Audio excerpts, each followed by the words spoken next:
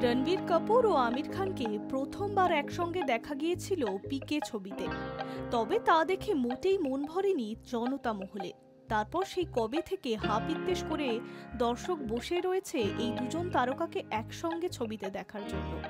একসঙ্গে পর্দা কাঁপাতে আসছেন আমির খান ও রণবীর কাপুর, এবং সে খবর পোস্টার সহ ঘোষণা করলেন রণবীরের স্ত্রী তথা জনপ্রিয় অভিনেত্রী আলিয়া ভাট।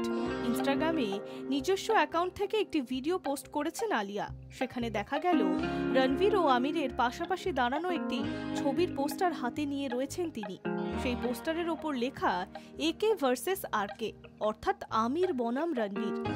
দর্শকের উদ্দেশ্যে আলিয়াকে বলতে শোনা গেল, সেরা সেরাদের যুদ্ধ, আমার দুজন সবথেকে প্রিয় অভিনেতা এবার পরস্পরের মুখোমুখি হচ্ছে।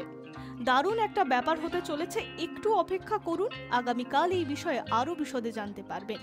আমার দৃঢ় বিশ্বাস বিষয়টি আমার যতটা ভালো লেগেছে আপনাদেরও লাগবে। প্রসঙ্গত, তবে একে ভার্সেস আর কে কিন্তু কোনো ছবির ঘোষণা নয়, বিজ্ঞাপনের কাজ। সেটি এই ভিডিওর সঙ্গে হ্যাশট্যাগে দেওয়ার মাধ্যমে বুঝিয়ে দিয়েছেন আলিয়া। সেই পোস্টারের ওপর গোটা গোটা অক্ষরে লেখা চূড়ান্ত ব্লকবাস্টার এবং বছরের সেরা দ্বন্দ্ব। উল্লেখ্যে এই বিজ্ঞাপন পরিচালনার দায়িত্বে রয়েছেন পরিচালক নীতিশ তিওয়ারি। এই মুহূর্তে রণবীরকে রামায়ণ ছবিতে পরিচালনা করেছেন নীতিশ।